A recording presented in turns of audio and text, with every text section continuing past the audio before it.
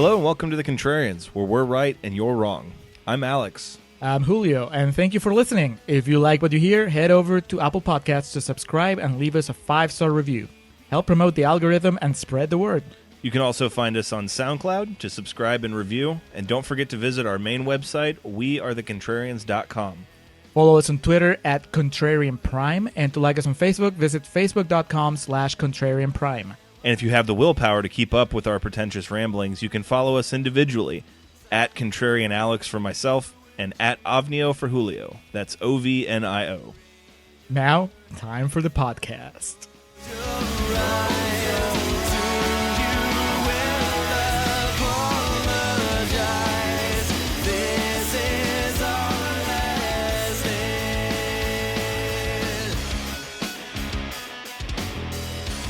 Hello and welcome back to the Contrarians, where we're right and you're wrong. My name is Alex, joined as always by Julio. Julio, welcome to Battlefield. The site is Earth. Battlefield Travolta. Battlefield Travolta. This battle is taking place all over the summer. We're winding down our last few days of April. This will be uploaded at the beginning of May. And so begins the summer and the summer of Travolta. The hottest one on record. Scorching levels of heat. Before we start, like we discussed off mic. Yes, you a buffoon left a plug off of the Chasing Amy episode. I dropped the ball. We were all like, "Oh, so much stuff has happened since the last time we recorded," and the biggest thing that happened to me, I did not mention, which is that I lost my arm. That's because I don't need my left arm to record. That's what I wasn't even thinking about it. No, I guessed it on one of my favorite podcasts, which I've mentioned before, Beyond the Box Set. Mm-hmm. We did an episode on That Thing You Do, the extended edition. Did you watch it? I did. What parts are extended? How else do you think I would be qualified to do an episode on the extended edition? I meant, did you watch the extended edition, which obviously you did. Right. So what's different? There's a lot more Charlize Theron. Ew. There's a lot more. It's like 40 minutes, which we mentioned, I think, when we did our episode. It's a lot of extra footage. It's substantially longer, but the story remains the same. There's just like I mentioned when I was on their podcast, the scenes just run longer. They start earlier and they end last. So there's no fat trimming, pretty much.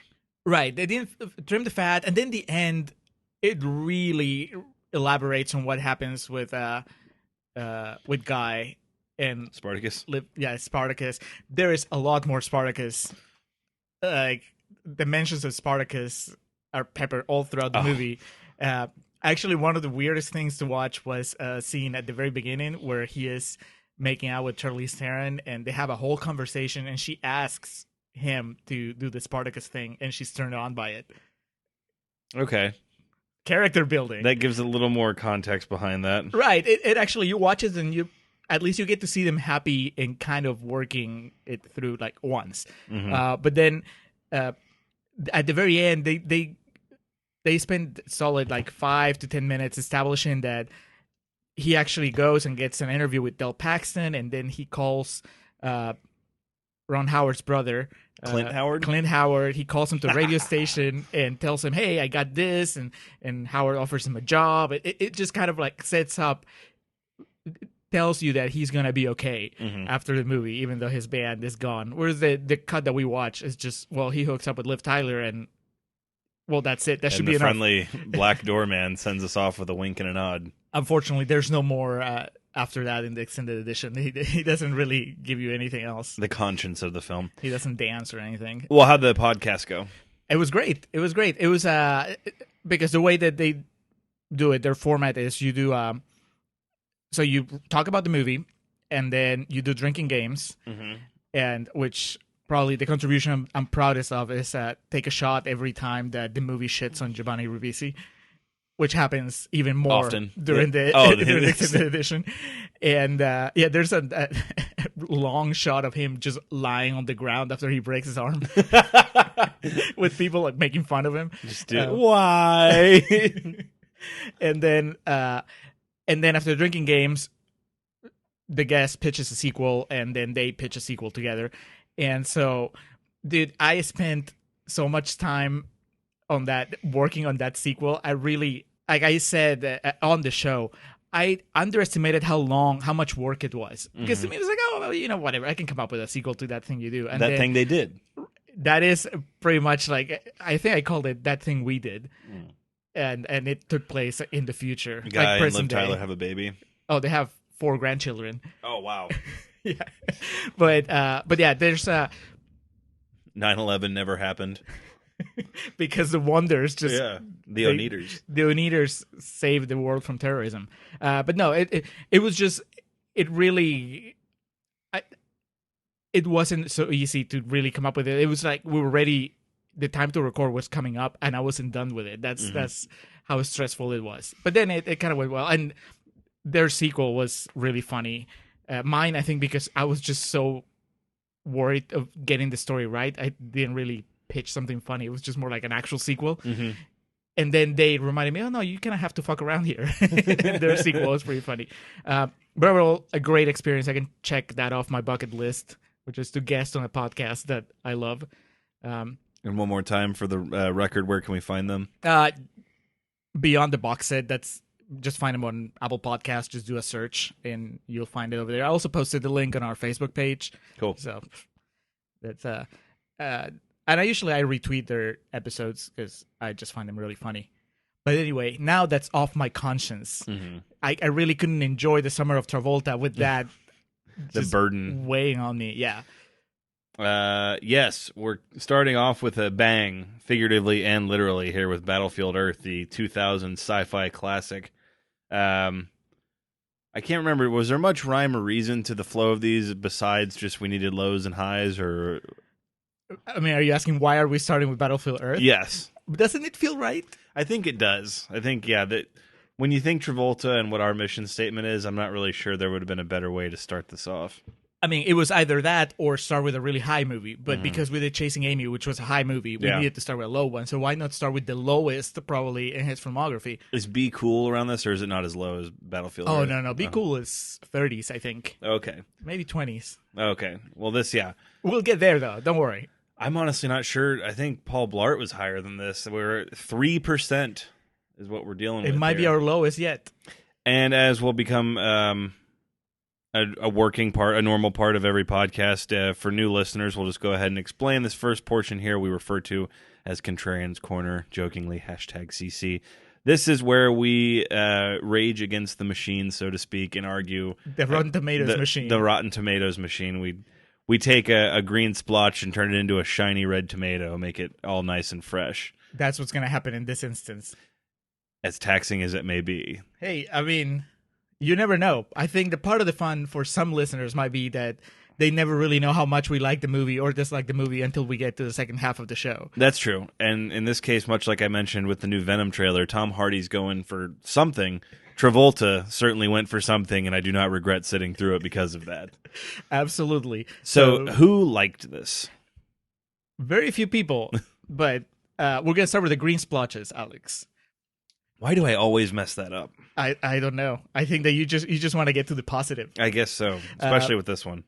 Yeah, but green splotches, starting with Nathan Rabin from the AV Club, who said, not so much watched as lived through. Battlefield Earth is bad enough to make audiences ashamed to be part of the same species as the people who made it. Jesus. Uncalled for. Christopher Tukey from the Daily Mail UK says the plot is like a talentless adolescent's attempt to rewrite Spartacus as science fiction. Speaking of Spartacus. Alexander Walker from the London Evening Standard simply says, appalling. We like those quotes. We like those one-word quotes. Yes. Roger Ebert. Especially the ones that help like the shame wash over you. Oh, I know Ebert. You read Ebert? Cared not for this film. Oh, no. Roger Ebert from the Chicago Sun-Times says, Battlefield Earth is like taking a bus trip with someone who has needed a bath for a long time. It's not merely bad, it's unpleasant in a hostile way. Roger, just with great power comes great responsibility, and he had a way with words. Yes. And so, come on, cut Travolta some slack. Mark Bourne from DVDjournal.com says, watching Battlefield Earth is to a movie watching experience what having a yeast infection is to having sex. Jesus. Pretty brutal. A little too personal, Mark. Brian McKay from eFilmCritic.com says, the sets are laughably cheap and the aliens look like geeks from a Star Trek convention who couldn't afford to buy the good Klingon costumes. And finally, Sick burn. Jeffrey, to Star Trek fans too. Yeah, just drags them through the mud for no reason. Yeah. Jeffrey Westhoff from Northwest Herald, Crystal Lake, Illinois, closes us off with it's as if Travolta wanted to destroy his career again just to see if he could stage another comeback. There was at the turn of the previous decade, he was box office poison, so I think he flew too close to the sun in this one. Like 1 decade on, 1 decade off. Yeah. Just I'll do what I want. Maybe he had, because at that time he was hot, right? So he had maybe like 3 other movies in the can. He was like, it doesn't matter. Yeah. I can play fast and loose with the rules here. I got a hot wife. I'm going to go into outer space. But yeah, let's talk about Battlefield Earth. Let's storm the battlefield. The year is 3000. It was 1 millennium in the future from when it was released, and which is really smart, I think, because so many movies they become dated during your lifetime, and Travolta was not fucking around. He goes like, my grandkids are not gonna live to say your movie's dated. He's gonna fucking win when this is what the year 3000 is really like. Barry Pepper is gonna be running around just wearing a loincloth. Exactly. But the first thing we are informed of or educated upon is the fact that man, the human, humans are an endangered species, and basically those that are still around that aren't enslaved by the Cyclos, who are the race, they're an alien race that Travolta is a part of. They basically live in fucking desolate camps, and they're just, looking out for number one, eating rats and shit like that. They don't possess any technology. They're just basically back to the Stone Age, but they can speak English. They can. So I'm glad that the language survived. A through line through the movie is just human resilience and the English language. Well, there's a lot of language plot twists in this movie, which I appreciate, the care for language in general, but also just the idea that humanity, as predominantly white humanity. Well, yeah. I think that if we had seen a sequel to this movie, if audiences and critics hadn't killed it so quickly, we would have gotten different battlefields all across the world. Battlefield, the rest of the earth. Battlefield Santa Fe. Battlefield Atlanta. Battlefield Las Vegas. Yes. I mean, the options are limitless at this point. But I guess he would be our protagonist. He's our main character. I always thought Travolta was the main character. But I think it's a twofer. I think that they share. Travolta was the only one that had billing, though, on like the posters and the promotional materials, if I remember correctly. They're trying to keep Barry Pepper like their secret He's weapon. like Matt Damon in fucking Interstellar. Oh, right. No, you got to hide it. Right. And then when Barry Pepper pops up, you're like, holy fuck, it's Matt Damon. But Barry Pepper. Barry Pepper is our main character, our hero in this film, Johnny Goodboy Tyler. Do they ever call him Good Boy in the movie? I don't believe so. I think they refer to him by his full name once, but through the most of it, he's just Johnny. Yeah, that's kind of a shame. Mm-hmm. But he is, I guess, the rebel of the camp that we're focusing on here. He doesn't disrespect his elders, but he just kind of questions authority and, wants more. Yeah, he is.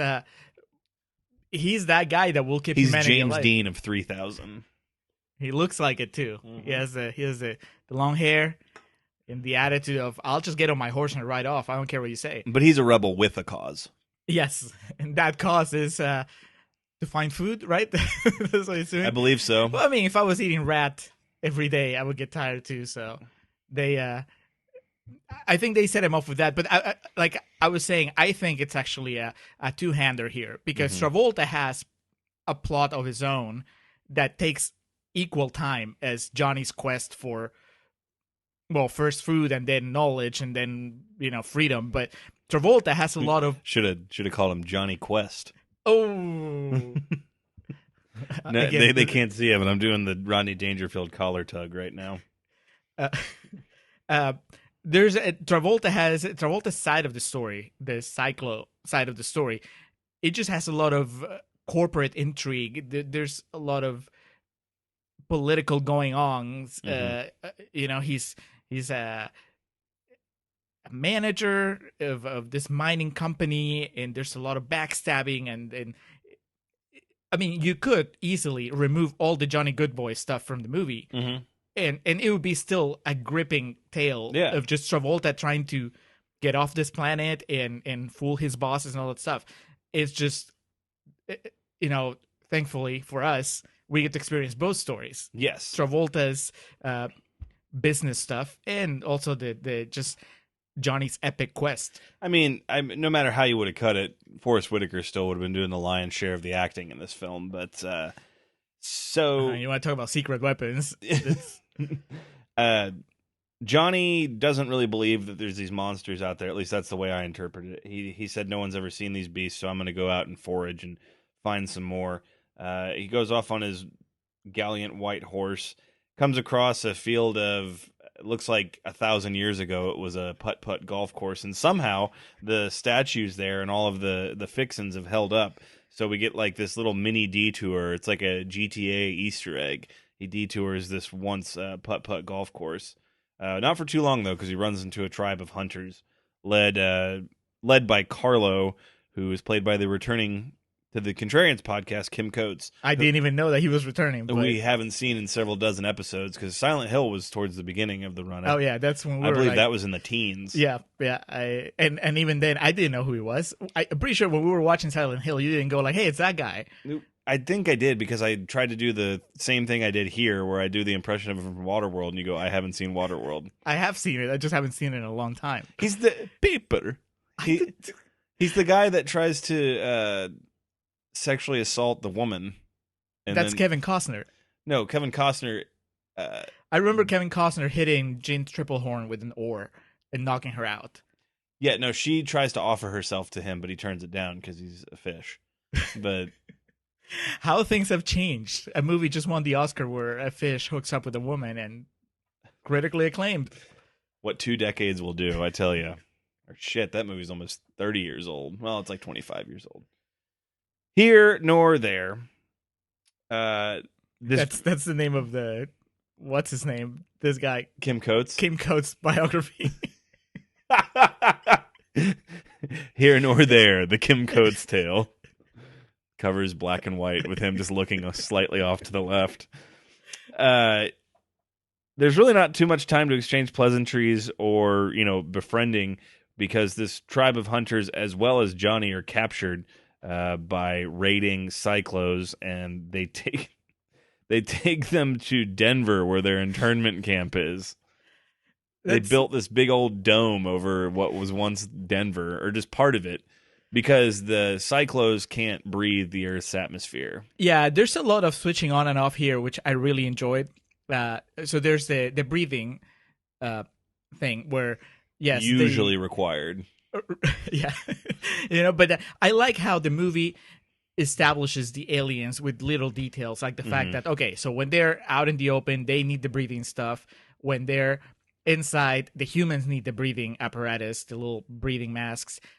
Then when the aliens are by themselves, they're speaking their alien language and we can hear them, we can understand them. But then when we're on Johnny's point of view, they're just growling and making weird noises. Yeah. And the same applies to when we're seeing Travolta's point of view and he just hears gibberish coming out of Johnny's mouth. It plays with the culture. It has you asking questions and wondering. Well, yeah, and it establishes... Keeps you on your toes. Because their movies, most movies are really lazy, and they would just had everybody speaking English, everybody breathing the same air. And it's like, what's the point? I mean, if you're going to bring an alien civilization, you need to establish some differences. Yeah. You hear that fucking Roland Emmerich? Yeah. It's like, yeah. Funky accents are not going to cut it. Yeah. Travolta and his team here, they set the bar really high. and it's like everybody already forgot about it. So they're in this giant dome in Denver. Do we get a clear reason why they chose Denver? Other than the people of Denver just think they're so much goddamn better than everybody, so... Well, that might have been the reason, because they are informed. A lot of the comedy, and there's a lot of comedy in this movie, very understated, but if you're watching and paying attention, it's great. And a lot of the comedy comes from the misunderstanding, the aliens' misunderstanding of human culture and human past. And so there's some throwaway line about how dogs were the superior species, because I guess when they're observing humans would cart the dogs around. Yeah. And so obviously the humans were the servants. Mm-hmm. And so I imagine some sort of, what did they read? A comic book about Denver or something? Or maybe they listened to a Denver radio show and they're like, this is the capital of the world. Well, they heard pot was legal there, so it'd be the easiest point of infiltration. Exactly. They just saw all those Facebook posts and that just led them in. There we go. That was Zuckerberg. Just once he was done with the Russians, he just started exporting information across the universe. And the Cyclos got in touch with that. And Travolta, oh my God. Speak of the devil, and he shall appear. We are introduced to John Travolta, almost like a... It feels like a Christopher Nolan type build. Right. Because we know he's there. We know what he looks like just from the promotional material. But the tension and suspense builds until Terrell, John Travolta, enters the screen. And when he does, it's like Heath Ledger as the Joker in The Dark Knight, of just like, wow, there he is. Right, because you'd seen the pictures, you'd seen the poster, I'm sure that he was in the trailer somewhat. But there's nothing like seeing him in the context of the story. This is the first time too that you've seen. Comes in 9 feet tall, John Travolta. I mean, you haven't seen an alien up close yet. Whenever they were captured, you just saw kind of like far away shots, but here you're finally getting your close up and you see his dreads, and he has this like the tubes hanging from his face. He's got big claws, the giant boots, and then you could almost miss him, and I would forgive you because Travolta's just so imposing. But in the background is Kerr, who is Forrest Whitaker. That's right, and you might not even recognize him at first because. No. Travolta, he can't, I mean, bless him, he's a great actor and everything, but no matter how much prosthetics you put on him, it's John Travolta. Yeah. He's recognizable. But Forrest Whitaker, he's a character actor. Yes. So he really disappears into the role here.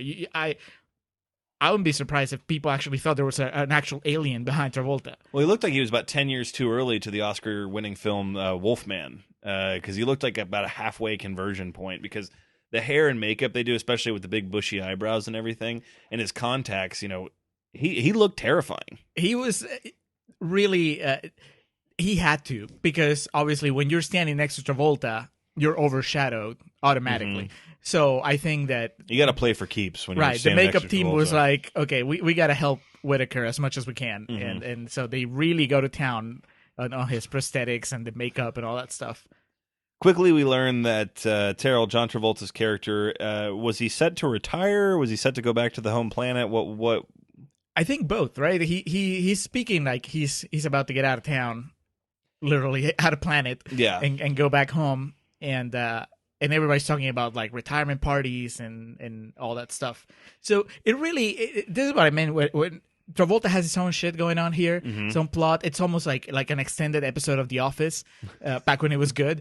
And Travolta's Michael Scott, and he's just making jokes and trying to be funny, but at the same time trying to be an asshole. And then there's also this you get this whiff that he's a little bit incompetent, but endearing at the same time at his job. And of course, Whitaker would be his Dwight. Yes. And later on, Kelly Preston shows up to play a version of Pam, I guess, or maybe Aaron. So if he's Michael, that would be Jan or Holly. That's true. Yeah. I was getting carried away because he introduces her as secretary, but then the sexual tension. It has to be Jan. So as plans will go awry, and he finds out that he's going to be permanently stuck in the dome in Denver to just oversee the operations there, because I didn't really catch what went wrong. Something went awry with the political hierarchy there on their home planet. Yeah, I like it because it's a really clever way to make the aliens relatable. If you're going to spend so much time of the movie on Travolta and his cronies, you need to make him relatable. And obviously, he already has all those layers of makeup and costuming and all that stuff. So how do you help us connect with this guy? And you just give him a kind of a boring desk job and make him fight bureaucracy. And suddenly, these guys are not aliens anymore. They're just one of us. They're the just regular Joe Schmoes. Yep. So, as anyone would, John Travolta wants to do whatever it takes to get out of Denver. And he basically devises a plan that will allow him to bribe his way back to his home planet by training the man-slaves, man-animals as they refer to them, to mine gold illegally. Basically, this illegal gold they can mine, and then he can, like I said, bribe his way back to his home planet. The caves and caverns are also, I think they say they're radioactive, so basically just they're courier pigeons, and he's just, fuck it, he's got an endless supply of them, so he's going to do what it takes to get back. Yeah, the key knowledge that he has, besides of where this gold is just that he kind of has figured out that humans are maybe smarter than he's giving them credit for, because at one point Barry Pepper steals a gun and shoots two of them actually, yeah, and suddenly that showed that some things never change. The fact that he has a gun suddenly makes everybody else respect him more. Oh yeah, it's like, oh, this must be an evolved creature if he can handle a gun. So I'm not gonna tread on him. So that gives him the plan. It's like, okay, if he can learn how to use a gun, then he can probably learn how to mine. Johnny's gun skills, amongst other things, his social skills also playing a huge factor in this. He's handpicked by Terrell to be the leader of the group of men that he sends to mine this gold. He basically puts him through an intensive, rigorous course of learning everything in the history of human civilization, or galactic civilization, excuse me. It's learning through a Clockwork Orange. Yes, basically. It's like Clockwork Orange meets The Matrix, but 10 times better. Yeah, because Barry Pepper is in it. Exactly. His facial expression as he's absorbing all the knowledge. And this knowledge is being shot directly into his eyes. Yeah, he can't blink. He's seeing all of the world. Yeah, it's pretty amazing because I love that the movie is not afraid to go there. There are bigger things that are going to happen. We just can't waste time with him learning things the traditional way. So instead, we're going to introduce a machine that basically does the job as needed. This machine will turn him into a genius. Go. And then 5 minutes later, he's a genius. And basically, this is a supplement for a training montage in a sense. Exactly. Where you would have had the boring training montage, now you have something that you've never seen before. And you probably haven't Barry seen Pepper in great pain learning about the struggles and strife of humans and the aliens. Yeah, he even learns the alien language. He does. So he becomes the only person that can understand them and communicate with them. He, for all intents and purposes, functions as a buffer between the two species. Yeah, so this kicks the story into high gear. And like I said, we go right from first to third. Right, and that's the thing that more movies need to do. There's, at this point, especially if you watch as many movies as we do, we can recognize the beats and we kind of get bored because we're like, okay, this is where we're going to spend about 10 minutes with him going from point A to point B. Here, Clockwork Orange machine just shoots us to point D, and it's awesome. He learns a bit too much and becomes a bit too big for his britches, as in his jail cell, he's starting to already organize a human coup of overtaking the Cyclos. And he's speaking in pretty much a different language to Kim Coates and all the other rebels that they have there, because they're obviously they don't have the book learning and, school skills that this kid has. He's really smart, though, because it's clear that he still has access to the machine. He goes through several sessions. He could have let the others have a go at it, so that way he wouldn't be the only genius. But the movie recognizes that humanity, at its core, it's a little selfish. Yeah. And it allows Johnny to just be selfish and keep that advantage over not just the Cyclos, but also the rest of his fellow men. So Johnny tries to organize a hit on Terrell and Kerr, but they make a very rudimentary mistake in leaving their weapons hidden in the room that they're going to assault them in, and also keep them loaded. So Travolta, this ain't his first rodeo. He unloads them. And through this, though, Johnny gives a big rah-rah speech about how the humans will overtake the Cyclos one day because, he's learning and there's nothing that can stop them. It's Pepper's Oscar clip. It definitely is.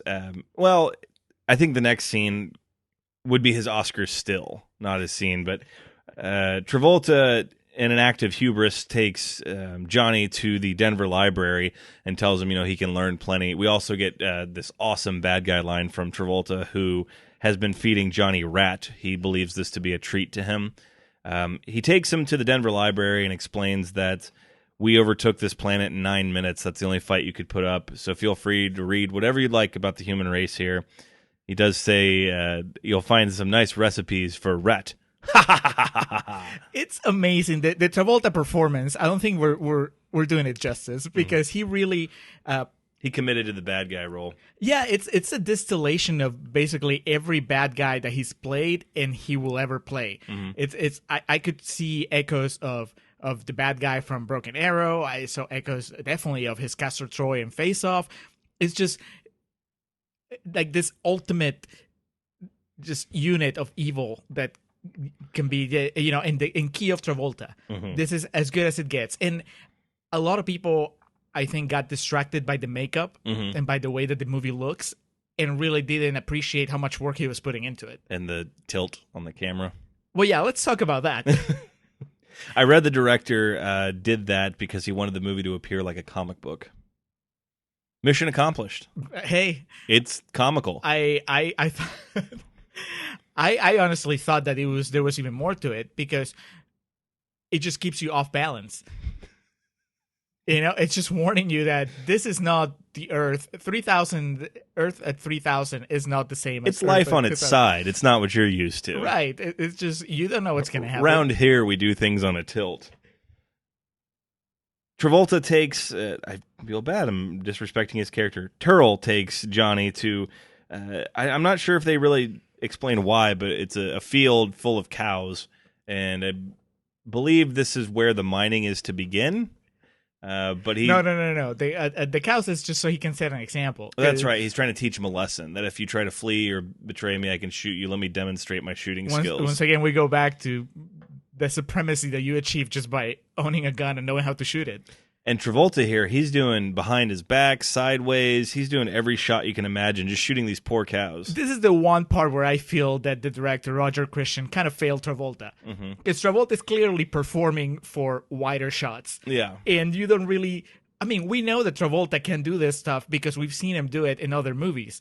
And his eyes are telling the story here, but these are definitely shots that are meant to be a bit further away. Right. It's almost like Christian didn't trust him, so he just does like close-ups. And so Travolta does this like awesome shooting behind the back thing, and you kind of like you just see his shoulders move. Yeah. I don't know. I maybe there's more to that day of shooting.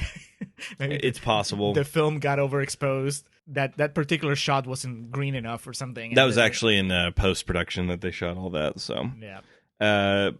But again, one thing that Turl is full of is hubris, and he lets his guard down, and he gets a bit too much moxie. And not only is he taken down by Johnny and the miners, but also a local tribe of recluses that are natives. Obviously, their dress and their speech. Denver natives? Or are we in Kentucky by now? No, we're not in Kentucky yet. So yeah, I guess we're on the outskirts of Denver, or whatever cities would be out that way. Some potheads that survived. But they're just angry because he killed those cows for no reason, and they don't hunt for sport, is what they say. And then Travolta delivers just a pretty brutal analysis of what Johnny's forebears, where he just goes like, well, didn't you know that your ancestors, that humans are the only animals that kill for sport? And the shame just washes over Barry Pepper's face. At this point, Johnny realizes there's much more to learn, so he gives Travolta his gun back and helps him up. He, not just, I'm oversimplifying it, he explains to the others that we have much more to learn, and through learning, we can overtake them in the end. Okay, that's his Oscar clip. Yeah. I got confused with the other one. No, this is the one where he gets shot from different angles and he keeps going on and on. And it's the Braveheart freedom speech, pretty much. Yep. And so they agree with him, helps him back up. But this is where another piece of the puzzle comes into place, because his girlfriend from the native camp, she left to find him as his horse returned back. We thought his horse got shot, but it was set on stun. Yes, exactly. So she left the camp trying to find him, and of course she was captured, I would just assume almost instantly, by Forrest Whitaker. But she's carrying a drawing of Johnny. That's right. He's carrying the likeness of Barry Pepper. Have you seen this man? Yes, basically. He was going around Denver, just stopping all the potheads. Excuse me, Forrest Whitaker. Have you seen this man? I just like that they show that she's resourceful. Mm-hmm. You know, the movie makes this distinction between the roles of men and women that there aren't many women. Right, there aren't, because, and I believe that this just went over people's heads when they were watching it. You don't see the women because they're being protected, because men know that they're more important than men. So that's why it's such a big deal when his girlfriend just leaves the tribe and goes after him. It's just, you're letting one of your most valuable resources. The elder in the village tries to stop her, and he can't, and it's this moment of, I don't know what to do. That's never happened before. Johnny's crime of, taking down Travolta and holding him at gunpoint does not go unpunished, though, because through some real tricky second-grade teacher wording, one of the members of the posse has a bomb strapped around his neck, and Travolta says, if you promise to never do that again, I won't kill him. And he's like, I promise.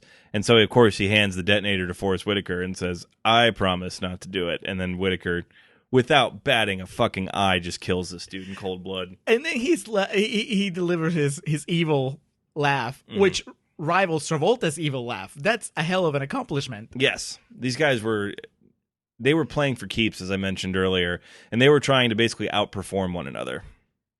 And we won in the end. Their efforts, we bared the fruits of their labor here. Can you imagine what it must have been like to be on that set? Or just constant inspiration. Right, constant one-upping. You just, like, as an actor, I imagine Barry Pepper was like, man, it was the apocalypse now of the new millennium. Now, this is the final straw. I mean, they were already planning this revolt. They just were biding their time. Back in the jail cell, they say, we got to go ahead and do this now. We got to pull the trigger. Obviously, Johnny regretting not doing it there, literally on the spot. But it's time. The humans are going to rise up. They have a plan, and that's. I really like the other thing that this movie does is really it really drills in how important it is to just learn education, because really the reason they win eventually is because they're better informed, they're more knowledgeable than the Cyclos. And it's no coincidence that this library that he's taking to play such a big role, that it's such an impressive set and everything. You know, you have a shot of him reading the Declaration of Independence. It's that inspired him. And now, so he learns that was his Oscar still, of him reading the Declaration of Independence. So he learns about Fort Knox. He devises a plan to direct the Cyclos. He learns about just the art of war. This is the kind of stuff that usually most action movies, they don't bother showing you, how a character evolves from being basically a mindless savage to just a brilliant general. Most of the times they already are, or if it happens, if that evolution happens, you don't really see it happen. There's nothing to back it up. But here, we've been with him pretty much every step of the way. We were there with the Clockwork Orange machine. We were with him at the library. It's completely believable. All the external and internal struggle he's been going through, we've been experiencing that with him. But yeah, he devises a plan. Basically what they're going to do is, when the Cyclos think they're mining, they're going to first off learn how to fly their ships so they can take them to Fort Knox, get them gold from there, and then also try to find all the weapons caches there and basically rise up. In a transitional scene, we get a cameo from John Travolta's real-life wife, Kelly Preston, who plays Chirk, who is essentially a sex slave. The movie has no problem going there. No. She has a really long tongue. She does. She's awesome CGI. Very great. She's Travolta's new secretary, and immediately Forrest Whitaker is smitten with her and basically has to be forcefully removed from the premises. I wonder how much footage is on the cutting room floor just with that subplot, because you don't bring Kelly Preston in just for that cameo. No. So I imagine there's a whole just 2-3 sequences of more political intrigue that just have to do with the sexual tension in the office. Now that Travolta has his really hot secretary. So Johnny's trained how to fly the Cyclos ships, and basically given his mission, fucking mine this gold for me. I'll be back in 2 weeks, says Travolta. What he did during that time, anyone's guess, but I love it. They go to Fort Knox. They uncover this big, huge, hidden vault of gold that they bring back with them. But along the way, they're planning this revolt, and they also come across a shit ton of weapons, both assault rifles and nuclear warheads, as well as quite a few fighter jets that they're like, well, what are we going to do with these? They have a flight simulator as They well. call them flying spears. I forget what they refer to them as, but obviously these natives, they don't quite know what they're looking at. But Johnny fortunately finds a flying simulator that one of them refers to as, this is like riding a horse. This is where, we had mentioned earlier we didn't get our training montage. This is where we get our training montage. Yeah, but it's great. This is you see a little bit of it when Travolta's training Johnny on how to fly their spaceships, and then you get more of it here. But it's just the CGI, the special effects, which are just basically point of view of the cockpit, right? And you see the buildings and the cliffs and whatever, and it's just, I felt like I was watching a movie in 3D now. Yeah. And I wasn't even wearing glasses. I mean, they didn't have like the 3D stuff, the 3D technology that we have now back then. And just props to the director and the DP and everybody involved, because they make it look like Despicable Me Too. Yeah, basically. It's just like Avatar. That's I think Cameron needs to go back to school and needs to step it up a notch. They address an obvious red herring in that Travolta comes in to check in on him, and they're gold bars, not raw gold. And you would think he's going to notice right away that some shit's up. And Johnny covers it up brilliantly and says, I didn't think someone of your stature would accept raw gold. And so Travolta, I think he's dipping his toe in here to see where all the bullshit's coming from, but tells him, well, if that's going to be the case, then you need to double your order by Sunday. Something along those lines. Yeah. He's signing his own death warrant here, though. He's in his own head, and he's his own worst enemy. But I like that we're kind of like caught up. It's this big epic fantasy with aliens and battles and all the stuff, but it breaks down to just the minutia of business. It's like there's a deadline, there's production, there's like the workforce, there's the management. All that stuff is really what makes the movie tick. Was it like the year before when Phantom Menace came out, and you had a lot of people were just kind of bummed and complaining about how the Trade Federation were like really boring villains because it was all about international public relations and all this stuff. That's business, baby. Right, exactly. I think that Phantom Menace failed because it didn't go far enough with that angle. Whereas like here, from beginning to end, the Travolta story really is what makes the movie work. Yes, that is why the Phantom Menace failed. Terrell and Kerr, there's a lot of infighting going on. Basically, a lot of finger pointing, whodunit. One of the things is Terrell recorded Kerr basically just reciting their plan for what they were going to do, so he could use that as an incriminating evidence if they were ever caught. So basically blackmailing him into helping. And Kerr gets drunk one night, assumingly, whatever that green viscous liquid is that they're drinking, but gets a bit too full of himself. And does he say he's going to turn? He has the tape, so he's going to turn in Terrell. Right. He's showing him the tape, but also he says, "I have a backup that's going to be sent to the home office if something happens to me." And then Travolta shows him what's up. He shows him what's up. He shows him Chris Kattan's head. That's right. Bartender Chris Kattan in this movie, loose lips sink ships, and Travolta cut his fucking head off and shows it to Forrest Whitaker, and then shoots Whitaker's left hand off. Yeah, clean, no blood. Well, those the cyclo weapons, yeah, they're meant for one thing. Unless it's Johnny's horse, in which case. Just kind of knock it down for a few minutes. Put you to sleep. So we've built to this. It's the showdown at the Dome. The natives and Johnny and their whole team devise their plan, and they begin their assault. So my understanding, if I could figure out their plan, is to kind of rattle the cage, and then when all the ships come out, they're going to shoot the ships down and then bomb the dome to open it so the atmosphere is not... Right. Yeah, so that the cyclones can no longer That's step one, though. Yeah. Because step two is to make sure that planet Cyclo doesn't send reinforcements once they catch wind. That's right. They're just gonna teleport a nuke back to the planet. Which shows how much Johnny's learned, because there's been no other mention of human teleportation in this movie at all. Right, but it also, I mean, I'm sure he just studied, the great wars of, civilization. So he's just like scorched earth. Mm-hmm. You mess with humanity, we just blow up your planet. There's no, I mean, we eventually get the shot of the planet exploding, and it's just cold-blooded. Mm-hmm. As the it whole should thing. be. I mean, they almost exterminated humanity. So I think the movie... Right back at you. Exactly. The movie just takes a stance that could be considered controversial, and it just sticks with it. I mean, there's no shadow of a doubt that they did the right thing. It's a heroic moment in that movie. And during all of his education, Johnny must have learned some motivational speaking, because he's able to successfully talk Kim Coates, as well as one of the other members of his entourage, into suicide missions. Just, You got to do what you got to do. I'll live, but you will do this for the greater good. To be fair, Kim Coates' mission did not originally start as a suicide mission, but like the true American he is, he took it upon himself.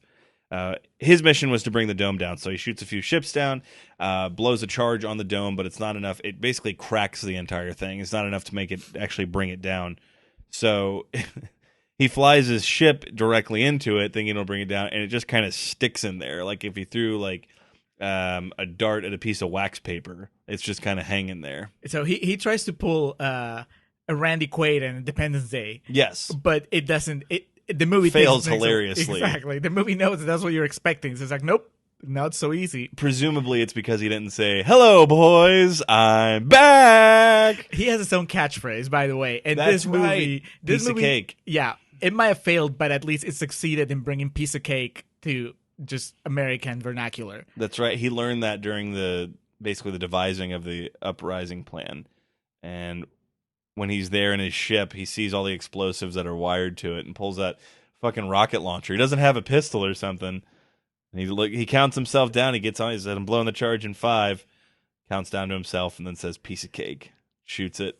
Tears rolling down my cheeks. He's the hero. Or so we think, until that other random guy is transported to the Cyclone's head base or home base and blows up the whole planet with a nuclear warhead. I really like that because really, yeah, this guy, we don't even know what his name is. Mm-hmm. We don't, up to that point, you couldn't have told him apart from anybody else. I think that's for a reason. It's just to show you that like when we reviewed a hero can be anyone. Exactly. When we did it's the end of Dark Knight Rises.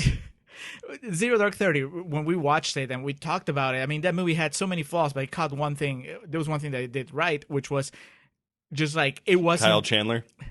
Besides that, it wasn't Chris Pratt or Joel Edgerton who ends up shooting exactly. Osama. It was just like some nobody. Yeah. That movie never spotlights. And here it's the same thing. Like this random guy ends up blowing up Travolta's entire planet. A whole civilization is just eradicated.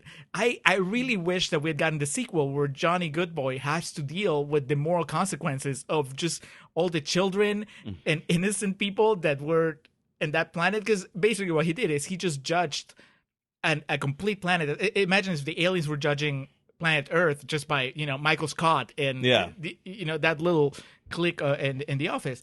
The sequel would have been like Johnny would have been mid-2000s George W. Bush. Just sitting there with all of it washing down upon him. What do we do now? But I mean, the parallels between this and Zero Dark 30 are plentiful. And yeah. I mean, those last 30 minutes they're not just action packed, but you really don't know what's going to happen. And Zero Dark 30, at least you knew they were going to get Osama, but here it's like Travolta could win. Well, and much like Zero Dark 30, you may question the tactics. Do we need to invade? Do we need this military force? Do we need all this weaponry? This answers the question, yes. Because 1,000 years from now, there may be an alien attack, and we need those weapons to save us. You got to invest in them. I mean, how else are they going to last 1,000 years? Exactly. These things got to hold up, baby. In all the ruckus, Forrest Whitaker disappears. Terrell, John Travolta, and Johnny get into a fisticuffs battle, which it ends with he shoots off his arm, correct? No, he somehow he places... So earlier in the movie, he has a brief confrontation with Forrest Whitaker where he trades he trades a recording that Forrest Whitaker was going to use to blackmail Travolta. Okay. He gives him that, and in return, Whitaker frees his girlfriend, takes the explosive collar of his girlfriend. And then, during the fight, he puts the collar on Travolta's arm. And Travolta is just full of hubris that he doesn't notice. And then, to punish Johnny, he thinks he's blowing up his girlfriend's head, and instead he blows up his own arm. Brilliant. Hoisted by his own petard. It's just amazing the way it's all staged. And Travolta, obviously, the blast doesn't kill him; it just takes his arm off. But so that allows us to see the Travolta facial reaction to, "Oh shit, I have no arm anymore." And he's taken hostage because of this, and he's imprisoned. He is encased. It looks like the fucking where they keep the Ark of the Covenant. That's my final note here. Oh, is it? That final shot is total Raiders of the Lost Ark. And it could be. We're dealing in the future. I mean, who's to say? That final, when they pull back and you just see that he's surrounded by gold and other shit. And they could boxes. Yeah, they could have kept pulling back, and there's more. Indy's hat is there in the corner. Johnny runs him down, shames him, tells him, we're going to keep you hostage here because if word ever gets out, because he's assuming there's still other Cyclos out there. He can't be sure that he didn't see what we saw, which was the entire planet blowing up. Yes, which is a shame because it was quite a sight to see. And I mean, he could have seen it from the inside if he had volunteered for that suicide mission, but yeah, you got to sacrifice the sights if you're gonna make it to a sequel. Travolta has this final card to play as Forrest Whitaker just reappears. We don't really know where he was or what he was doing. And Travolta thinks this is his ace up his sleeve. And he says, "Kill him!" And Forrest Whitaker, Kerr, laughs and hands his gun over to Johnny. But see, he does reveal what he was doing. During the entire battle, he was fixing that gun. Because he hands it to Johnny and he's like, "I fixed it for you." That's right. So he one-handedly, it would take a while with one hand to fix a firearm, and he informs Turl that they said, with you out of the picture now, I'm going to be the leader, so go fuck yourself. So in the end, it took a massive act of mass destruction, but the remaining aliens, Travolta and Whitaker, 50% of the species now, Whitaker, ends up working with the humans. Yeah. So peaceful coexistence is still a possibility. Yeah. It just took, millions and billions of deaths to get there. And thousands of years. Well, yeah, that too. But, I like that the movie is realistic that way. Yes. And the movie ends with our pan-out shot of Travolta's prison. And it leaves us with a sense of wondering. And I, to this day, am wondering what could have been because we never got the conclusion. Yeah, but, I just appreciated that they knew what they had. Because a Marvel movie these days, they would have killed Travolta off. Yes. Yeah, they just do that. They kill their villains. They go through. And then they would decide 3 movies later they need him back, so they just bring him back with one line of dialogue that explains why he's back. Oh, thank God that... Anthony Hopkins summoned up that black magic. Yep. So, it makes it even sadder that we never got that follow-up because they were really clearly planning for it. They just planted the seeds for a very different sequel than this movie was, know, and we just never got it because it was just too much for America. They were not ready for this, and no one was ready for this movie. Yeah, it's a shame, including John Travolta. Well, yeah, obviously he was not ready for the reception. It's a shame because when you look at it, it's just. We were watching it here. I'm like, I'm having a great time. Why is it that nobody else had a great time? And I'm thinking, and I played this little experiment in my head. If this super awesome battle scene at the end had the Star Wars music on it, people would have eaten it up. But it was just too strange for them. People are used to the familiar, and if you go too far out, no matter how great it is, they're just not gonna embrace it right away. Yeah. Year 3000, this movie's going to be hailed as a masterpiece, but... It'll be hailed as a historical documentary by that point. The real cyclists would be like, wow, we've been here before. They've nailed it. All right, so that is going to wrap up Contrarians Corner. And what a corner it was. It was a corner in the year 3000. All right, so we'll take a quick break. Julio, what are we going to be hearing? Usually this is where we would play a clip from the movie or an interview with Travolta where he's talking about how awesome the book is, but you don't need that. No. We already did everything for you. You don't need extra. That's, so our transition to real talk is actually going to be a different clip. I talked to Alex about this earlier, and now I'll fill you guys in. There's this really fun movie podcast that I've been listening to for a while now. It's called The Epic Film Guys, and they have this thing that's coming up on the 18th. They're doing a live stream for 36 hours, and they just want to raise. They're using it as a pledge drive, basically, to raise money for cancer research. And you can read all about it and how to support them on their webpage. But they actually sent us a clip that we can play. So that's going to be our transition to Real Talk.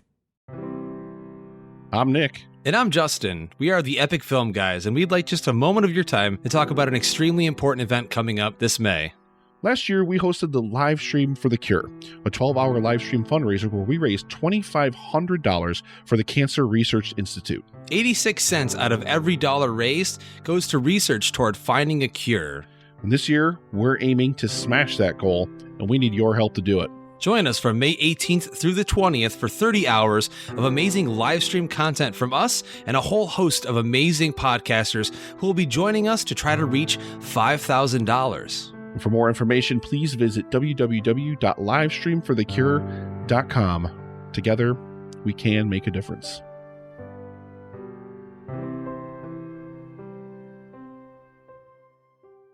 And we are back with Real Talk. This is where we actually tell you how we feel about the movie. Yes. This is us. The segment name implies what it is. It's Real Talk about how we really feel. Battlefield Earth was released on May 12th, 2000. It premiered May 10th, 2000 at the Grauman's Chinese Theater. Pull all the stops. Budget of $73 million, box office return of a little under $30 million. So, not too great. As we mentioned, an abysmal 3% on Rotten Tomatoes. One of Roger Ebert's most hated.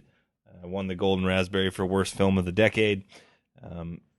Widely hailed as one of the worst movies ever made. Like I said to Julio, you'll hear it mentioned in the same breath as Geely, Showgirls, Plan 9 from Outer Space. All the classics, the worst movies ever made type of thing. I haven't seen any of those. Showgirls is great. Not even Showgirls. I own it on Blu-ray. It's so bad. As I told Julio before we recorded, I might have mentioned this when we announced the Summer of Travolta. Successfully had gone 2 decades without seeing this movie until tonight. What the fuck is this movie? More importantly, who the fuck could like this? You'll see. Who are the 3%? The 3%, a couple of reviews from the 3% didn't have quotes, and I wasn't going to go hunting them down because luckily some others had quotes. And most of these quotes are not super enthusiastic. Shocker. Luke White Thompson from the New Times says, "It's been a while since we've seen dumb entertainment this unpretentious. So why worry that it doesn't make a lick of sense?" Joe Blow from Joe Blow's Movie Emporium. I like Joe Bio a bit better. Joe Blow's Joe Bio. He says, "Despite starting off like a bad Star Trek episode, this film eventually graduates to a higher level." So on both sides of the fence, they just couldn't help themselves from comparing it to Star Trek. Yeah, they had to take cheap shots at Star Trek. Bob Graham from the San Francisco Chronicle says, "Is it worth seeing once? Sure." Okay. All right, Bob. And finally, Scott Chitwood from IGN Movies says, "Overall, I like the movie. I thought it was a good, mindless sci-fi flick with a lot of effects and action." I mean, mindless. Lot of effects. It didn't say good effects. All right, so just a rapid fire segment here. I want to go through my favorite bits of trivia and interesting things I found for this. Forrest Whitaker expressed his regret for participating in the movie. I mean, that shouldn't be a surprise. This one's excellent. John Travolta referred to this film as like Star Wars Episode 4, A New Hope, but better. and the Schindler's List Then he of laughed. science fiction what is it? And the Schindler's List of science fiction films. Wow. Yeah. Travolta initially offered the project to Quentin Tarantino, who declined it. Politely, I'm sure. Politely. I don't want to make that movie. But you should definitely make it. Travolta continues to defend it to this day. As I mentioned in the first portion, almost every shot in the film is at a Dutch angle because, according to Roger Christian, the director, he wanted the film to look like a comic book. There's other ways you could have done that besides that. That is, I can't believe that he still defends it. Travolta? Yeah. And one of the things was he took a pay cut just because he believed in the project so sternly. Well, I understand him believing in the project, but surely now the finished product, there's no way that he watches this movie and thinks, "Oh yeah, this is good." Mm-hmm. I mean, Forrest Whitaker, at least his eyes are wide open. Yes. John Travolta had both a sequel and an animated series planned even before the film was released. The book by L. Ron Hubbard, obviously, Julio has read this, so we can go a bit further into that. But this movie was the first half of the book, you said. Right. And so the sequel was going to be the second half of the book. Yeah, and from what I remember, it really is a little bit of what I was saying in Contrarians Corner, actually, because the book deals with the reconstruction of human society, and the cycles never come back. Like in the book, they don't know if the cycles are coming back, so they're always prepared to fight them off if necessary, but it never happens. Like here in the movie, obviously, you see the planet blow up. Yeah. So done. I don't know what would have happened. Well, I guess in the movie they say we don't know if there's other colonies or other, so they could still show up. But anyway, they could be in Boulder, Colorado. So my last three, these were my favorites that I came across. One, originally the film was going to be made in the early 1980s and was going to be made into two films with John Travolta playing Johnny Goodboy Tyler, and the first film was planned to be released in 1983. However, the project was canceled due to rising costs. So when it came around, I just really hoping he's still politic to be Johnny when he was in his 40s, 50s here, when that came around. You can fix it. Just one line of dialogue. Yeah, look at the CG we've got. We'll be all right. And then the last two here, this was one of my favorites. Responding to the criticism of the film, one of the producers, Ellie Samaha, apologize if I'm mispronouncing that, complained, "The critics were waiting for us to chop our heads off. Everybody hated Scientology for some reason. I didn't know people were so prejudiced." Roger Ebert in response noted that the film contained no evidence of Scientology or any other system of thought. And then this just cracked me up because, fuck, I want to own this so badly. Trendmasters produced a range of action figures of the main characters, including an 11-inch figure of Travolta as Terrell, voicing lines from the film such as, "Exterminate all man-animals at will," "You wouldn't last one day at the academy," "Man is an endangered species," and "Rat bastard." There's people that own that somewhere, and I want it. It's not going to be cheap, Alex. No, it's not. I figure if you Unlike own it, this movie, it's not going to be cheap. Where do we start with Battlefield Earth? Because really, I mean, it's just, we could start with a line that you said as we were finishing the movie, and that was, "I still enjoyed this more than This Is 40. Yes. I got more enjoyment out of this. I wouldn't say I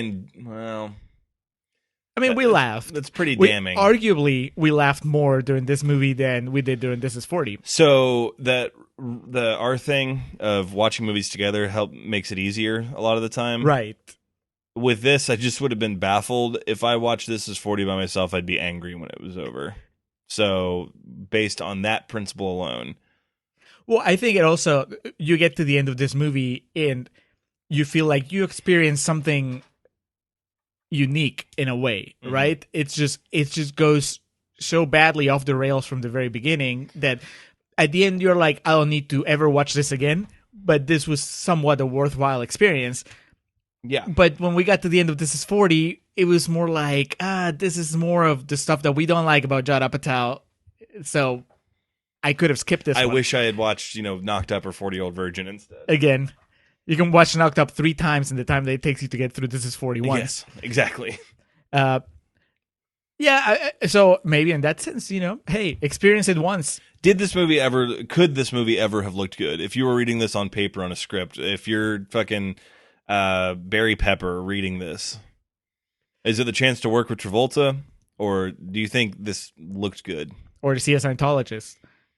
If you're a Scientologist, are you just automatically all in because they're doing the?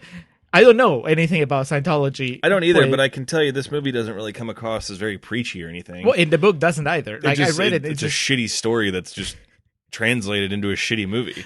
So it's a shitty story, right? You've read the book, so the book's not much better than this. No, the book's just really bland, and like I was telling you, it's like 1,000 pages long. 800 pages, and today I wouldn't have the time to just spend on an 800-page novel that doesn't really grab me right away. And the book was nothing like that. I mean, I was reading it as a curiosity, and just reading the book, I wouldn't have thought, okay, this needs to be a movie. Mm-hmm. And I guess that's where the Scientology thing comes on.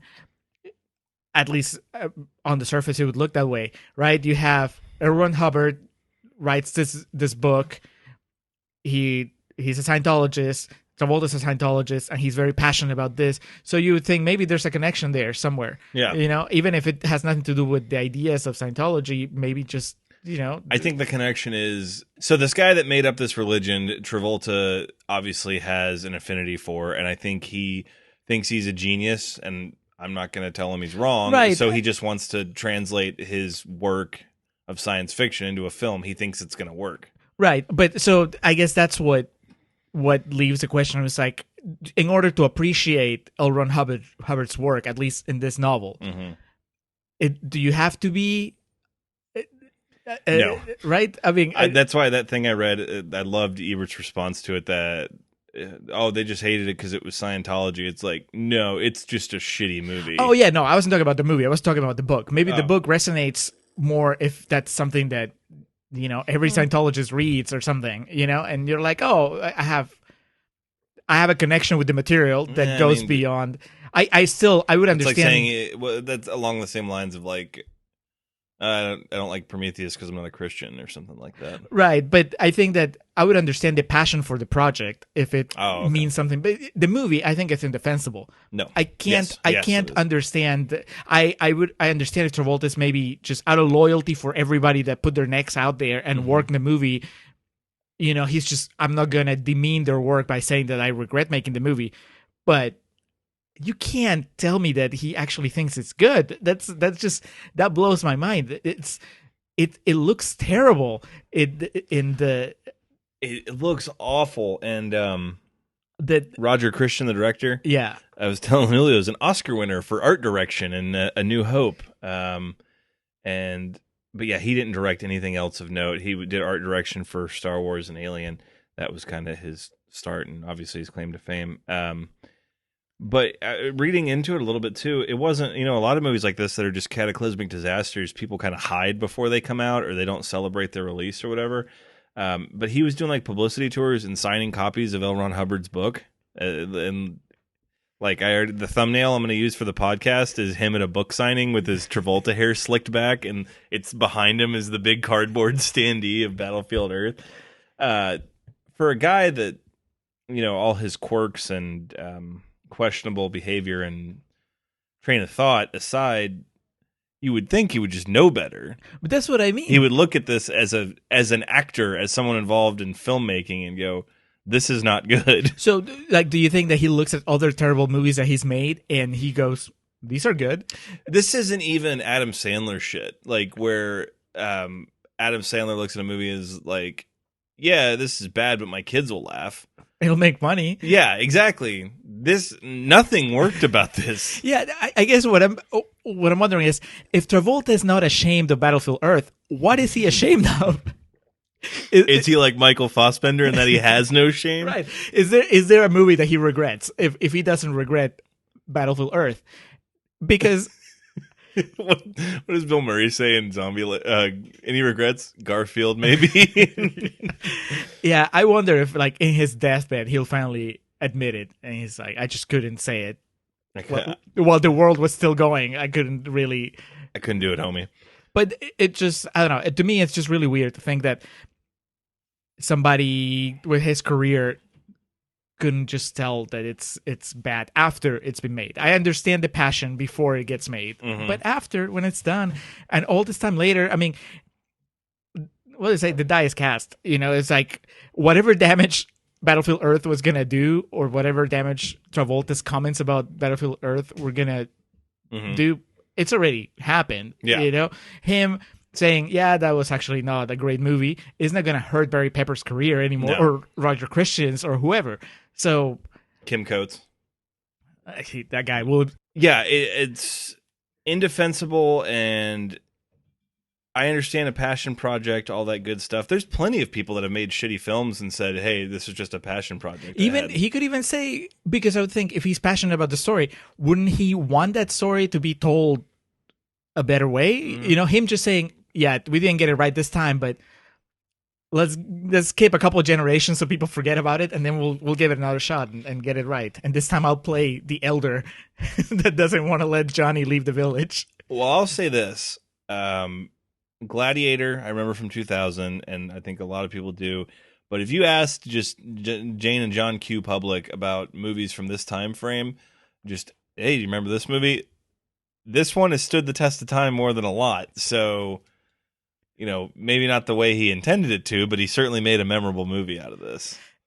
Yeah, if you've watched it. That's true. Like myself, it's all based on hearsay of like, right. This is this legendarily bad movie. Do you think it's more accented and focused upon because Travolta's in it? I want to say now, especially because I'd always seen it referred to as like this just ego project, and so maybe it's not so much that Travolta was involved, but that he was so out there about how passionate he was about the project, and the fact that later on maybe he just didn't acknowledge that it was a failure, and so people were like, but it is, and we'll make sure everybody knows. That's fair. The ego part, he's the bad guy, so I mean, I at least give him some kind of props for that, although I would have loved if he did just play the Johnny Youngblood or whatever the fuck they call him. But I mean, what's the 80s version of this movie where Travolta is Johnny? I mean, that was Troma would have made it, and it would have looked like the Toxic Avenger, and it would have been incredible. Yeah, maybe a cult classic playing at midnight at the Battlefield Earth Nazis Must Die or some shit like that. Where was he career-wise in the 80s? I mean, was that already like him slumming it? Was he like onto the second 83? We would have been pretty close to staying alive territory, so it would have been, not good. Yeah, when you were reading that the movie almost got made and it didn't happen, I thought that you were going to say that the reason was that his star started falling, and they were like, well, we can't make this movie if Travolta is not box office gold. What was the one we did recently where we were reading that it was like the early 90s where he was referred to as box office poison? Big. Yes, big? yes, that's it. When we read the murderer's row of other actors considered, most notably Robert De Niro. I think that while the summer of Travolta is in session, we really need to devote just a few minutes to really just to the Travolta factor. I mean, here, obviously, it's big because he's the centerpiece. Right. But even so, let's say that forget about his role as a producer and the creative force, the engine behind this project. Just if this was a movie that you just watched and you didn't know that John Travolta was anything but the actor playing the bad guy. Yeah. It's like, how does he fare? Right? Poorly. Right? Yeah. It's really, his villain doesn't, I think my main problem with his performance, and it's almost exclusively his, is that he doesn't come across as an alien. No. He's just John Travolta in a fucking costume. Exactly. Even Whitaker and Kelly Preston, who are the other known actors. Chris Kattan. Chris Kattan. Is it Chris Kattan? It's not Chris Kattan. Okay. But everybody else kind of feels like they're at least trying to be a little alien-y, but Travolta is just Travolta. It just put some shit on him, but he sounds like Travolta. He sounds like when he plays a bad guy in a movie where he's not an alien. That's the performance here. So, hey, that's that guy from the Taking of Pelham 123. I know him anywhere. Yeah, I don't think that this is even a good showcase for him as an actor. And you would think that, right, he gets to play the bad guy. That means that's the fun role, because the Barry Pepper, he gets screwed. His character is, he doesn't have anything to do with that would make him memorable. He gets really boring speeches, and he gets just like really bland action sequences. But Travolta, you'd think he would have just gone all out being an alien, and instead it's just John Travolta in a bad costume. Yeah. It's baffling is a good word. I mean, obviously CGI was not anywhere near where we are now, but still, fucking hell. Like, T2 came out almost 10 years before that, and the CGI was vastly superior. See, that's where that's another thing, right? How do you let some of those shots just be on the final cut? It's the X-Men Origins Wolverine principle of just like, you should be embarrassed. Right. You can tell that these are talented people, so they know that it's not working. Mm-hmm. Cut it out, right? Why would you put it out there except that you believe that the movie's so good that people are not going to care? I mean, going back to our thing of like, if the movie has you don't care. Mm-hmm. You don't care about the shitty CGI. You don't care that shot where he drops the human off a cliff. And they use the same shot twice as he's falling. How do you let that happen in a major Hollywood production? Man, all of those visual blips aside, it's just not good. It's too erratic for you to get invested in any part or any character. It skips all over the place, jumps all over the place.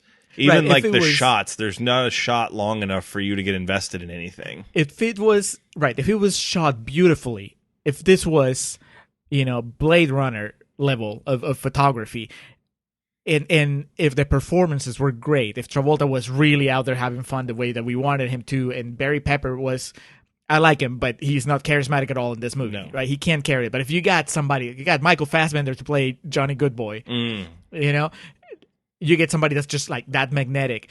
Even if you got all that, the story is pretty weak sauce. Yeah. I mean, it's just bland, and it's full of just convenient plot developments. It really, the Clockwork Orange machine is just ridiculous. Oh, so dumb. It would work great if it was a comedy where you have this device that automatically makes somebody just the most knowledgeable person in the galaxy. But this is a somewhat serious Even movie. in the Matrix, like it's specific things you learn. Right. Yeah, it's not just like everything ever. Yeah, and then it's like, oh, we need to go here, so we'll just be there. Mm-hmm. We need to go to Fort Knox, so we're in Fort Knox. We need to go we need to fly the planes. Yeah, the planes fly. Mm-hmm. It's just, I don't know, it's just shoddy storytelling, and I couldn't tell you how much of it is from the book. I mean, I know the bare bones structure is from the book. Now the details, I mean, I know they have the learning machine in the book, but I don't know what else. But the whole point of an adaptation is like you make it work in the movie. So if it's dumb in the book, just don't make it in the movie. So I don't know. It really, it's one of those things where it's not just one element of the movie that's the problem and that's bringing everything down. It's like every single thing. I mean, can you think of something that works? Forrest Whitaker, maybe. I mean, as far as his character's motives, yeah. Okay, here's something that works that I mentioned, or at least that works a little bit, that I mentioned in Contrarians Corner. I do like the really mundane office politics. That are, you know what I mean? Like I wish that maybe the movie could have, if it was more comedic and it really had focused on the fact that these aliens are conquerors, but also they have the same problems that we had when we were running the planet. Yeah, that would have been cool. And you get very, very tiny glimpses of that during the movie and the interactions between Travolta and his boss and Travolta and Whitaker. And then the insanely needless and a bit over-the-top Kelly Preston cameo. That was weird. I mean, granted, this was like how many years ago? 20 years ago almost. Mm-hmm. So gender politics were not what they are now. Yes. It's still really kind of dumb and insulting that you have maybe two female characters in the movie, right? You have Kelly Preston with her super long tongue. Yes. She has one scene, and then you have Johnny's girlfriend, who her biggest moment in the movie is when she lights up after he says that he's thinking of their kids. That is downright insulting. And she like flees the camp and immediately gets herself captured and into trouble. Yeah. But yeah, there's that final battle. It's just the dudes taking care of business, and she shows up for like a minute and then goes away. Yeah, it's really bad. I mean, Kim Coates, piece of cake. That was fun in a really bad 80s action movie kind of way. But man, yeah, it's a real noodle scratcher. I only listened to a few episodes of How Did This Get Made, but I assume they had done an episode on Battlefield already. I don't know if they have actually. Really? It would be really funny if they did. Well, it's unfair because obviously we know how it got made. John Travolta is just like, we're making this movie, god damn it. It's happening, whether you like it or not. I think that is dude, a documentary about the making of Battlefield Earth. That would be amazing. Yeah, even just have Forrest Whitaker write a tell-all book, and I just want to know what happened. It'd be like the disaster artist in a sense. Yeah. You'd have to get Travolta. Well, I don't think Travolta would commit to it because he still maintains that it's not a bad movie. He's part of the 3%. All those quotes I read, they're John Travolta and they're different aliases. What I loved was we watched this on Netflix because this fucking movie's on Netflix, and it was an HD version of it, which means someone took the time to go back and restore this film. No, Alex, somebody got paid to go back and restore it. Jesus. That poor person that was working on it. I mean, I hope they got paid well. Just holding the film. Yeah. I could just burn this and no one would ever know. They had that moral quandary of like, and really, dude, how awesome would it have been? It never would have happened, but if the sequel had been about Johnny Goodboy just being crushed by guilt about what he did. And I want to say now that maybe that's part of the book too. I know that, because there's no more alien dealings from what I remember, so they have to give him something to do. And I think maybe him feeling bad about killing an entire planet. I mean, that's fucking crazy. And it just happens in like 10 seconds of the movie, and then we move on. And yeah, again, one thing I was like, what the fuck was Johnny like just gave all those suicide missions to people? Like, you'll do this, I'll be fine. I was like, guys, I have to stay because I'm the one that speaks Cyclo. So, that's right. I need to learn more. I'm a valued asset. What a kickstart to the summer of Travolta. It really, I mean, you puts things in perspective. Yeah, I mean, it's just forward. I was about to say motion. That's what's perfect about it is it can't get worse than this. Or can it? I mean, like you said, we still had fun. Not the way the movie intended us to have fun, but we still had fun watching it. This is our lowest rated movie, right? I can't remember us doing something lower than 3%. Because we haven't done like a 0% or anything. I don't think so. I think like we did a 7% or a 6% maybe. Christmas with the Cranks is like 10%. Yeah, it might have been. Time is a circle. It all comes back to Christmas with the Cranks. I mean, must I pose the question, Alex? What's worse, Christmas with the Cranks or Battlefield Earth? Not which one made you angrier, but objectively, which one is the worst movie?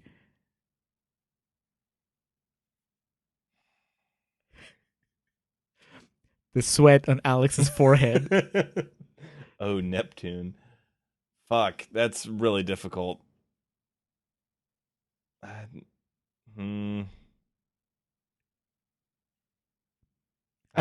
think Christmas with the Cranks. I was trying to come up with something positive that we might have said about Christmas with the Cranks, but I don't think we had anything. No. And that was literally a movie that you said if I hadn't been here, you would have just walked out. You wouldn't have finished it. I would have turned it off. This, not the same thing. And like I said, Forrest Whitaker's character's motives make sense in this movie. Yeah, he gets like a nice little... Which is more than I can say for anything that happens in Christmas with the Cranks. Yep. Both based on the book, by the way. Yes. But this movie doesn't have Tim Allen.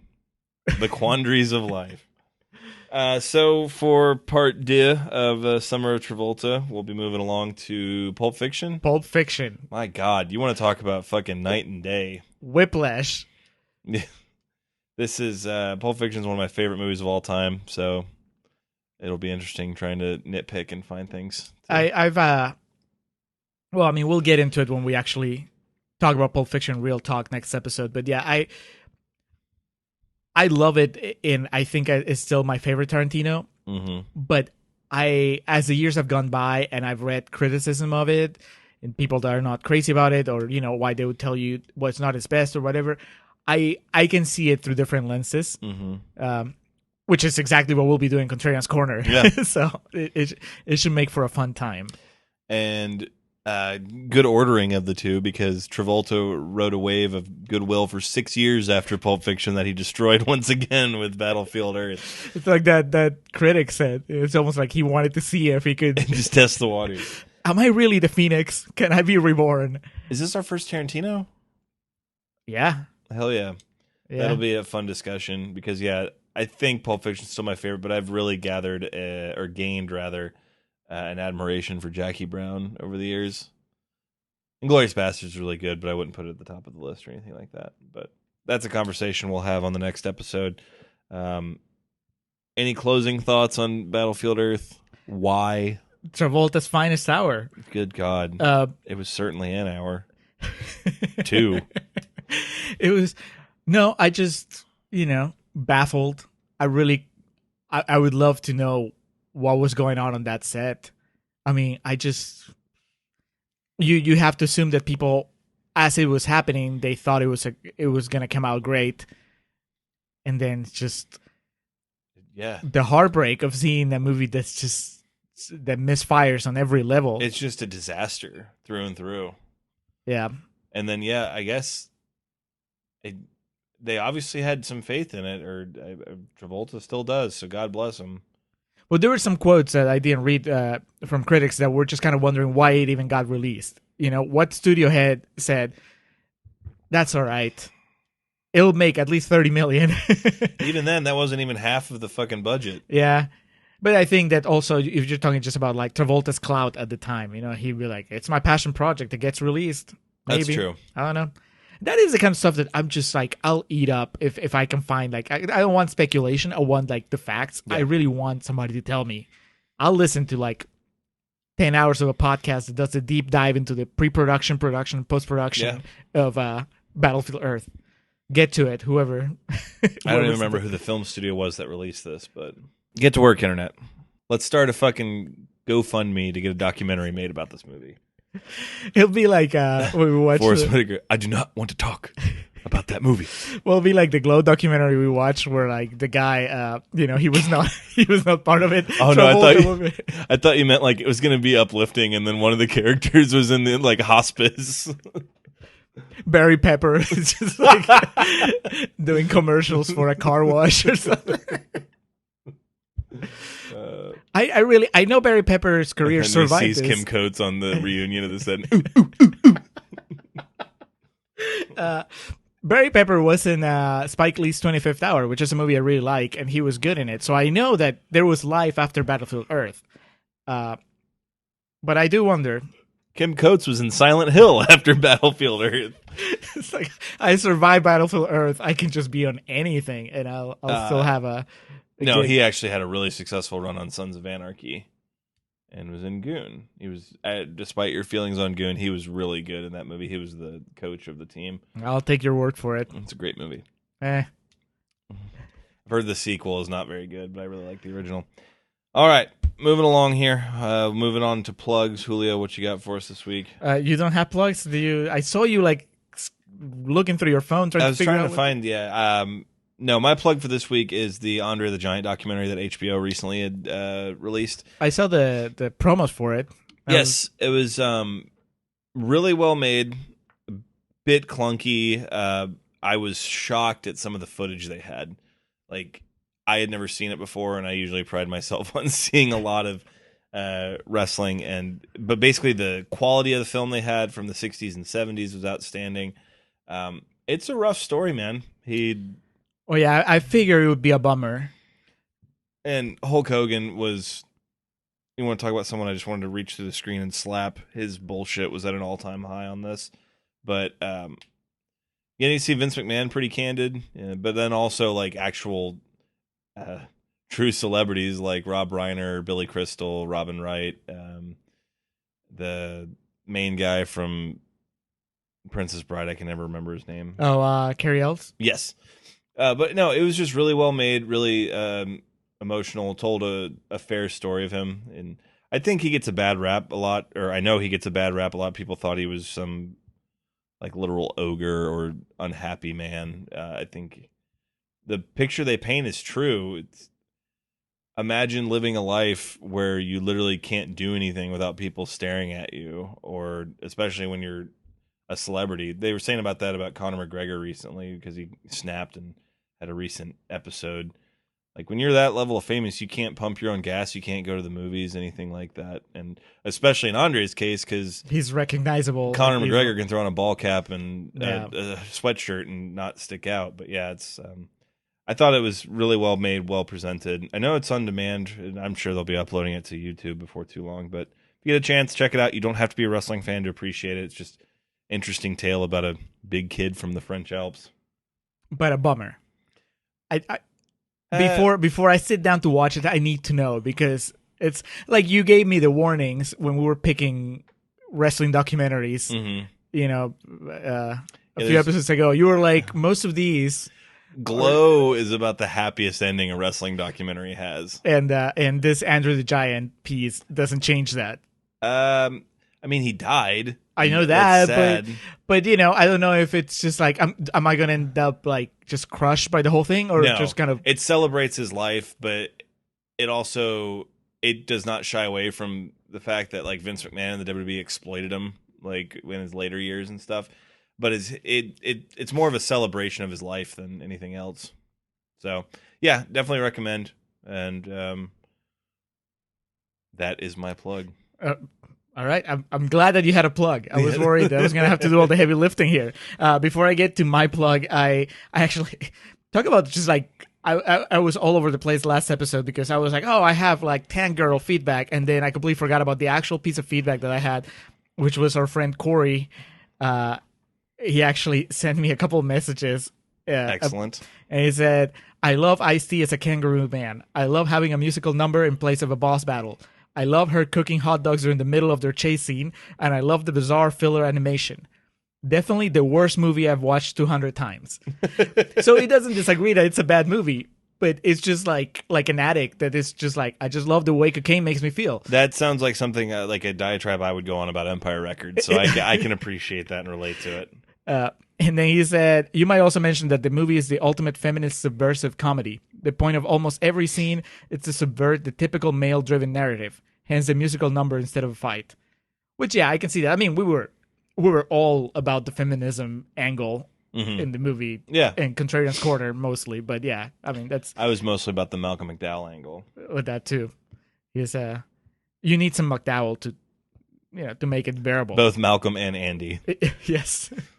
Now, as far as plugs, like I've said a few episodes ago, like I've been listening to a lot of podcasts. So now the podcast I'm gonna plug today, I'm gonna plug two because fuck it, we have time.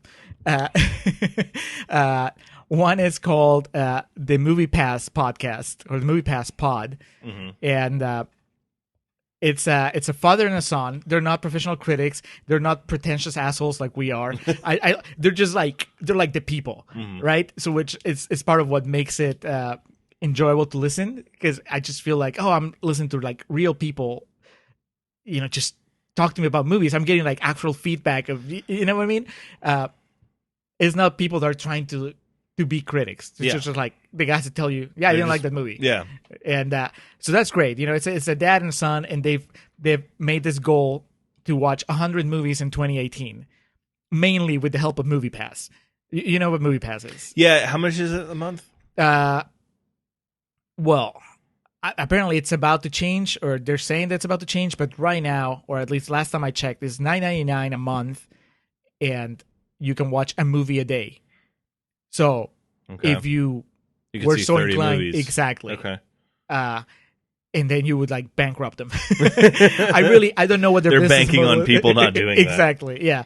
But yeah, I mean, it's a great deal if you go to the movies a lot, and if everything works the way it's supposed to work.